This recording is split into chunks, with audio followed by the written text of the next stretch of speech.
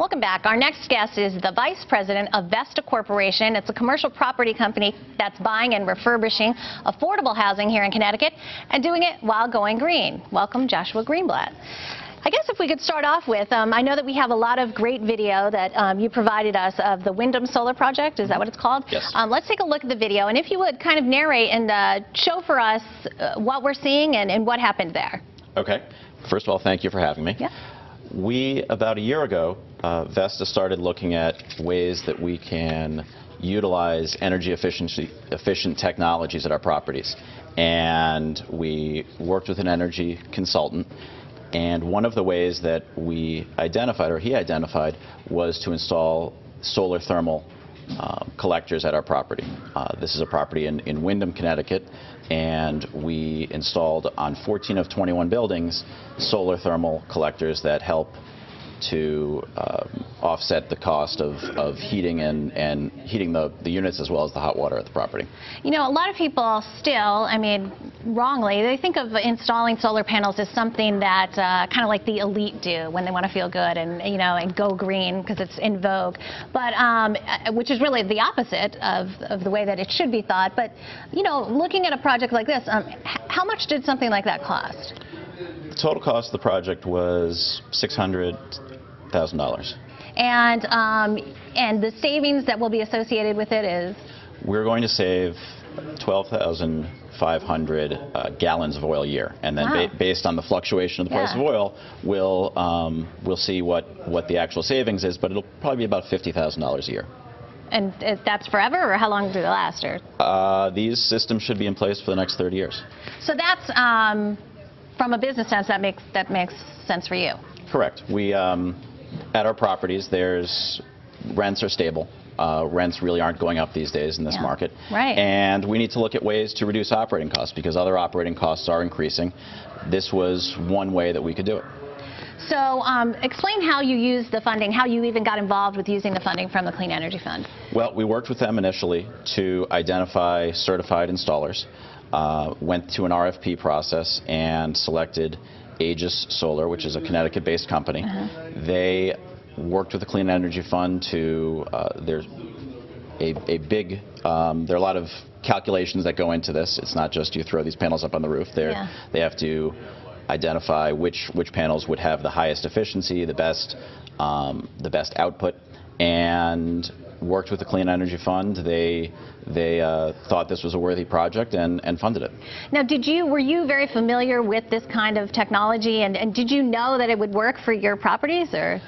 We looked at a lot of different technologies. This is the first phase, and we think this is going to work, but we're also looking at other options as well. Other kinds of alternative energy? Well, we're looking at, this is solar thermal. There's also solar PV, which is solar electric. We're looking at installing that. And we're also looking at, for some of our exterior lighting, changing that to higher efficiency, which means lower cost to operate lighting. We'd like to, currently we have oil at the property, we'd love to convert to gas. Yeah. Because there's certainly a significant savings there as well as an environmental impact, and it's a domestic fuel versus a fuel that we're getting from overseas. Yeah, I mean, was that, I'm just wondering where the genesis of the idea came from. I mean, did you have, was that kind of in your fiber to be green and to be kind of lessen our dependency, or? Well, years ago, solar was, you're right, it was a fad and it was something that not everyone had. I actually grew up in a house where it was, being green was encouraged. My parents installed solar panels on our roof in the 80s, and I don't know of anyone else in our neighborhood, at least, that had that. And it's now becoming more and more mainstream and something that really makes sense from a business perspective. Do you anticipate that you would be able to use it on all sorts of businesses or all sorts of buildings? Certainly. It depends on a lot of different factors. You need to have, obviously, large roof space that faces in the right direction and gets the right amount of unobstructed sunlight. But there are a number of uses for it. You know, people are going to be very interested in the public and private partnership, and you kind of described it as, I mean, it seemed to be fairly free of red tape. It was very refreshing to have this partnership work. We identified an installer through the Clean Energy Fund. The installer worked with the Clean Energy Fund to submit the proper documentation. We've already received most of the payments from the Clean Energy Fund. It's been very smooth, and as I said before, we started this project less than a year ago. Amazing. And do you have that? You mentioned that you had solar panels as a kid in your parents' house. I mean, do you have it on your own house? I do not. I'm actually looking at installing it, though, more for electricity than for hot water, but I think it's something that everyone should be considering.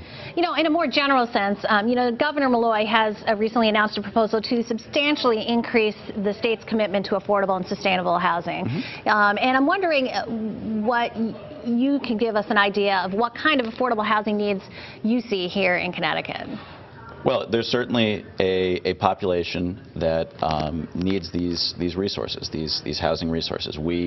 Vesta operates close to 10 properties in the state of Connecticut that have an affordable component to them, either a federal subsidy or tax credits or some interaction with an affordable program. And we don't see... just to interrupt, that's a distinction. You wanted to say that affordable housing is different than public housing. Correct. Public housing is typically owned by a city's housing authority or another similar institution. Affordable housing, what we do, we're certainly a privately held company, and that's really the main distinction. So you were saying you operate 10 properties across the state of Connecticut. I mean, all in high demand, all. Every property we have has very good occupancy. Certainly has a healthy waiting list of people looking to move into our property. The different programs that we utilize dictate the tenant profile. So do you see, are you part of like a group of other affordable commercial property owners that, do you see the need? There's certainly a need, and I think it's a growing need, and it's going to be a need for the foreseeable future. What else should we talk about? I mean, it's such an intriguing project. I mean, when they brought it to me, I don't think that people even put the two together. I mean, especially when you're talking about affordable housing, like I said, they kind of link any sort of retrofitting or refurbishing to a green level as kind of something that would be kind of elitist. Right. As I said before, it used to be a fad. It used to be something that was not necessarily that businesses didn't adopt, but more and more we're finding that the agencies we deal with, that the lenders we deal with are requiring it, and they are looking to private developers to include these in their plans. You mentioned also that it's lessening, overall, in a general sense, it will lessen our dependence on oil, and people would say foreign oil. I mean, are you a political person at all, or is that just kind of a benefit? It's certainly. It gives us a good feeling at Vesta that we're using a domestic utility, or we would like to use a domestic utility. At a sister project to this, we converted from oil to gas, and we're hopefully going to realize some significant savings there, as well as we had a significant number of jobs created here to do that, and it's good. Yeah, and I noticed that in the Wyndham Solar project, those were U.S.-made projects. Everything was made in the United States. Was that a requirement of the Clean Energy Fund, or? I don't think it was, but it certainly was beneficial. And right now, are you thinking about doing this on your other projects? We are. We're looking at it wherever we can. And in addition to the properties in Connecticut, we have properties in other parts of the country. And really, it's something that we need to do. As I said, rents are stable. Rents aren't increasing anytime soon. And really, the way that we can maintain the services that we provide to the properties is to reduce operating expenses. Have your other properties in other states already embraced this? We have. The properties in Connecticut, we've had better access to information. We're working in Ohio and New Jersey and Washington, D.C. and other properties there, and it's coming slowly. But as I said, lenders do encourage it. State agencies and the federal government does encourage it. So it's something that we're going to be looking to do. Do you think other business owners are aware of it, or do? Oh, I think they certainly are. I think that now it's something that you have to do. It's a component of any redevelopment project that you need to encourage this, and you need to do it. Does your company also build from the ground up, or? Typically, we don't. We've looked at it in the past, and we'll certainly look at it where we can in the future. But Vesta's real focus is acquiring properties that are either not performing well or in some that need help. And we typically come in, we renovate, we do significant renovations. We think that Vesta's obligation is more than just to provide a roof over someone's head, but we want to provide a foundation for people to build better lives. What was the reception of the tenants who live there? I think there was initially some quizzical looks. Our property manager, I think, was also someone who was skeptical about this. She didn't want large, ugly panels on her roof, but now that she's starting to see the savings, I think she certainly appreciates it. And the residents, really, ideally, there's no change for the residents. At this property in Wyndham Heights, all of the utilities are included in the rent, so as long as they have hot water and heat, I think they're pretty happy. Well, and I think certainly after the last few storms that we have, I mean, people think about losing power, and I was without hot water for many days. Okay. I would have appreciated a solar thermal panel on my house for sure. I appreciate you taking the time, and I find it fascinating that this kind of work is going on. Well, thank you very much for having me. Thanks a lot. Joshua Greenblatt. Don't forget, if you missed something here on The Real Story, you can now watch it online by going to ctnow.com. You can also catch us on YouTube. Thanks for watching this week's edition of The Real Story. We'll see you here again next week.